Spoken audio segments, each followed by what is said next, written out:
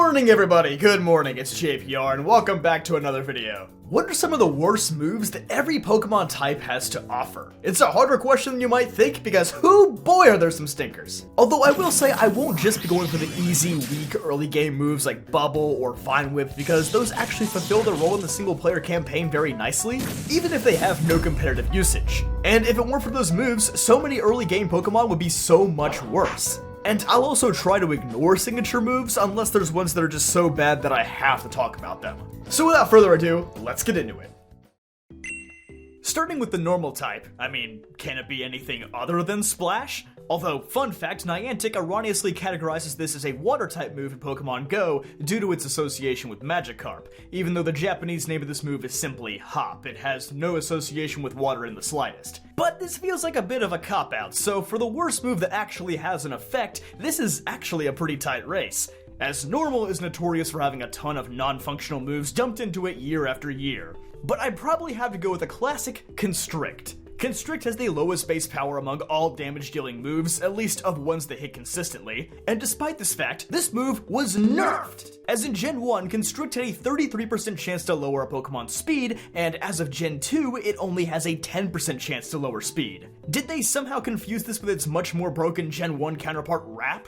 Isn't it weird how these moves that sound functionally the same actually act wildly different? Also, this move is nowhere near as bad as Constrict, but Slam just makes me mad. Why is it so inaccurate for literally no reason? I guess maybe because 80 base power is pretty high for the level most Pokemon learn it at, but still, 75% accuracy makes my blood boil a bit. I wanna slam this move into a garbage can.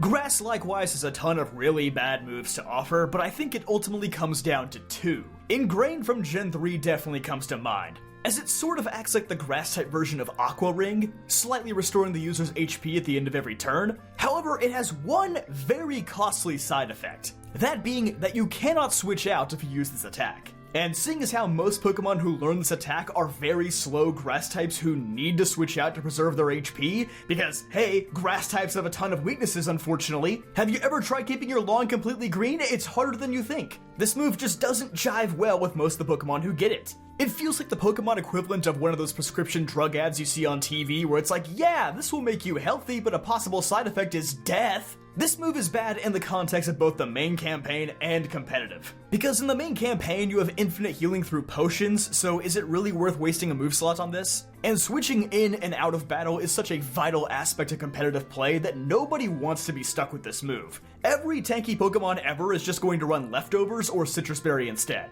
It's really only ever useful if it's like your very last Pokemon in VGC and you need all the health you can get, but that's entirely too situational to plan for. Worry Seed is the other one I considered as it replaces the target's ability with Insomnia, which I suppose could be useful for stopping Pokemon who have absurdly good special abilities, like Gliscor of Poison Heal, but most of the time grass types learn way better supporting moves than this, and for some reason you can't even use it on a Pokemon with Truant. So yeah, slacking, you still suck. Go sit in the corner of Galarian wheezing. Honorable mention to Grass Whistle, which is just the grass type version of Hypnosis, which seems pretty redundant when Spore exists, which has 45% more accuracy but the same effect. But hey, I guess it's alright for catching Pokemon in the early game. It at least has some in-game usage, which I can't say about the other two. Overall, I think it's ingrained though.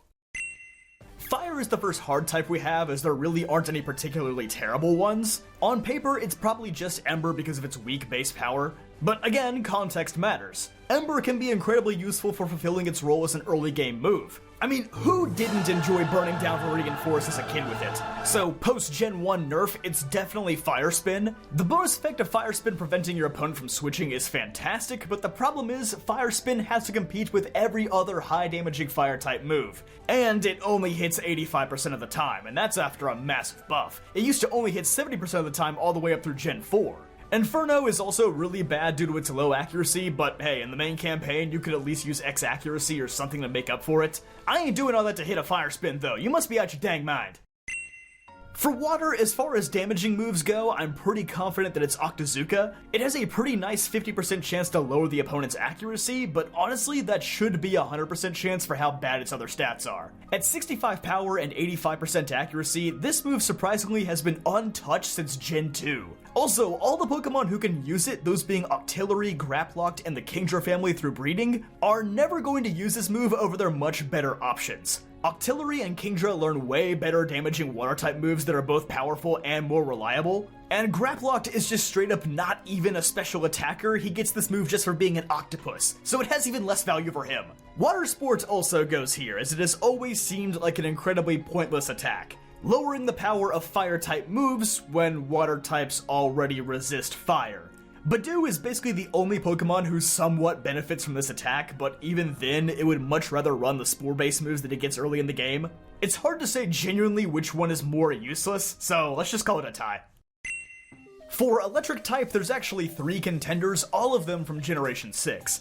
Electrify and Ion Deluge are essentially reskins of each other. They both turn normal type attacks into electric type attacks, except Electrify affects one Pokemon and Ion Deluge affects the whole field. It's basically the difference between Vomit and Diarrhea. One's just for you and one makes everybody feel uncomfortable. And the third move is Magnetic Flux, which is basically just cosmic power, but only if you or your teammate have the abilities of plus or minus, which is not many Pokemon. Bless Game Freak, they keep finding new stupid ways to make these bad abilities even stupider. But yeah, all 3 are just ridiculously niche moves to the point where I really can't even rank them on how bad they are. They're just all the worst.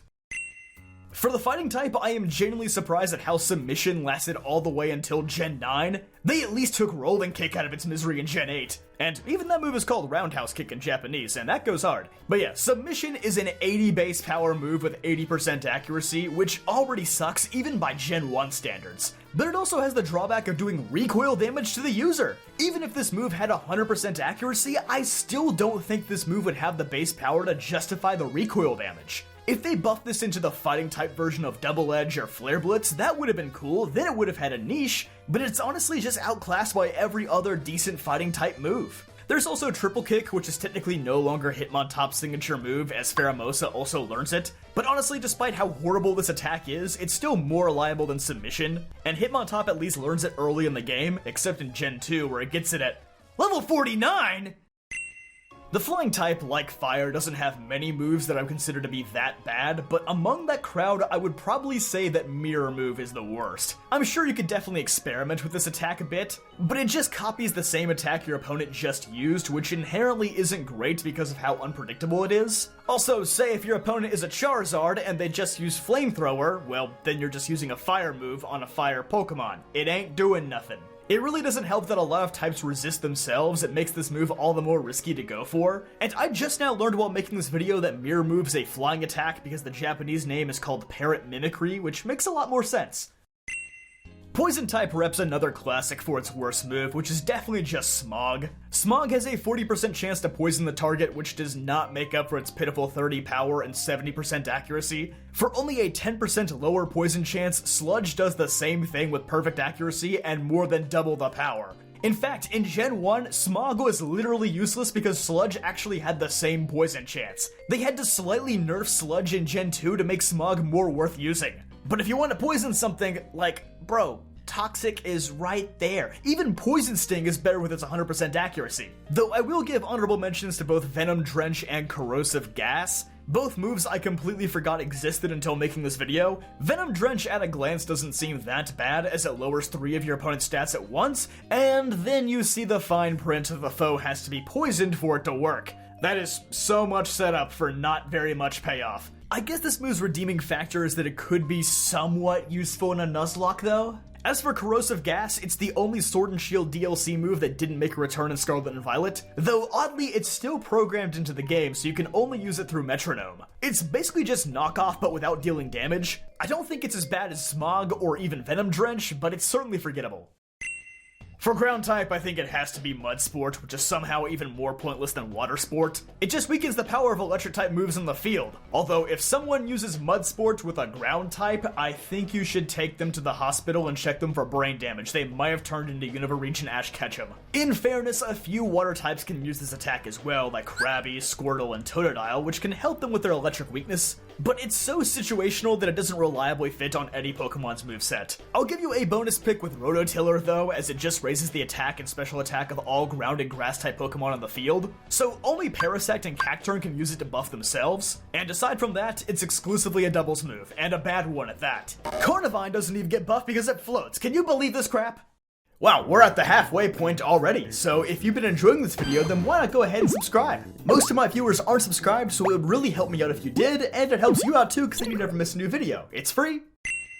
Rock type might be the only type where I just go with the super obvious weak move, because Rock Tomb has effectively replaced any need to ever use Rock Throw, as it's basically the same move but stronger and lowers the opponent's speed. Rock Tomb is also available as a TM at the beginning of almost every Pokemon game since Gen 3, except Sword and Shield, which gives it to you in Sirchester because the TM system in that game sucks mudbray. And since virtually every single Pokemon who learns Rock Throw also learns Rock Tomb, Rock Throw is just incredibly obsolete now. But as usual, there is another I'd like to throw out there, even if it is a signature move, as it's Colossal's Tar Shot. It's basically just String Shot, but with the added effect of making the opponent weak to fire moves. Maybe somebody out there has made Tar Shot work for them, but I scoured every single VGC build for Colossal on Pikalytics, and there is no evidence that anybody has ever used this move in a competitive setting, which tells me that it's pretty tarable.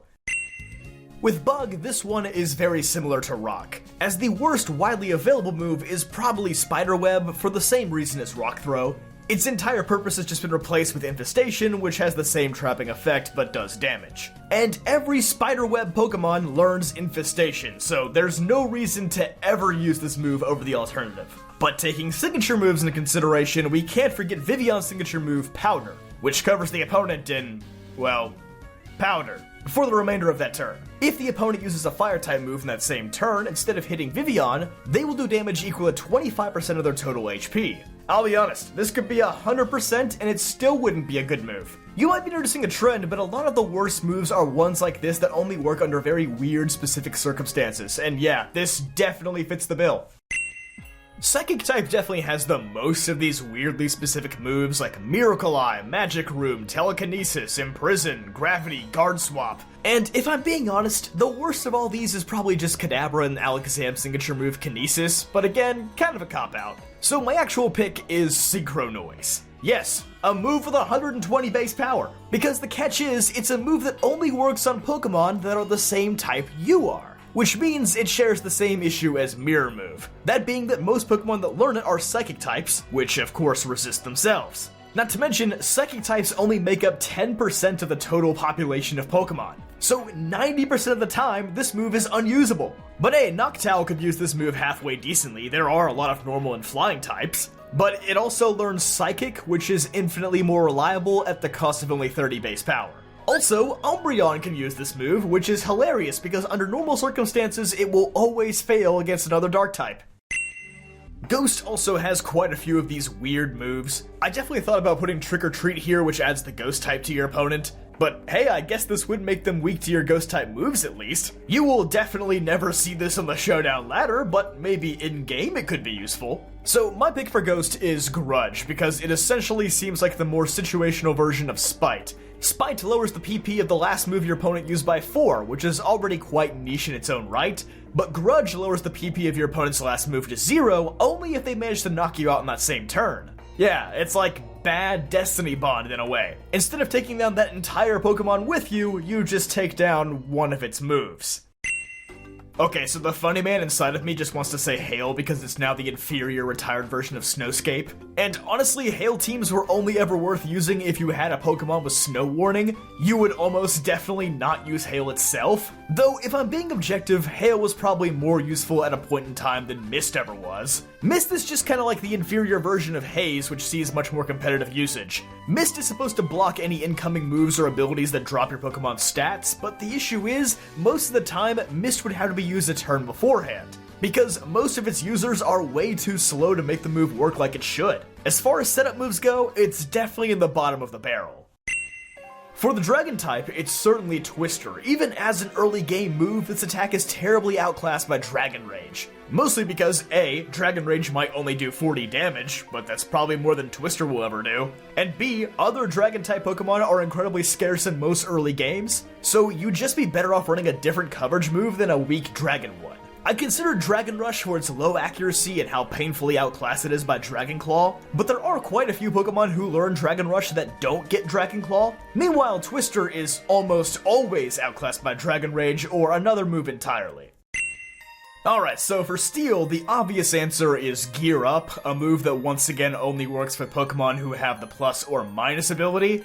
Game Freak, please, I am begging you to stop trying to make these abilities good, it's just never going to happen. But seeing as how Klinklang and Magearna are the only two Pokemon that learn that move, I am also including the much more widely accessible move of Steel Roller. It may have 130 base power, but it can literally only be used if a terrain is set up, and once it destroys that terrain, it can't be used again until another terrain is set up. Honestly, a good fix of this move would just be to cut its power in half if there is no active terrain. Maybe if Tapus were still the dominant force in VGC, this attack could have a niche, but as it stands right now, it just doesn't. Honorable mention to old unreliable as well, Iron Tail. If it was 120 power, maybe you could justify the 75% accuracy. It would be comparable to Focus Blast. But at 100 power, it just doesn't feel like it's worth the massive gamble of missing. Not to mention that since Gen 4, almost every Pokemon that would even consider using Iron Tail also learns Iron Head, which is so much more reliable.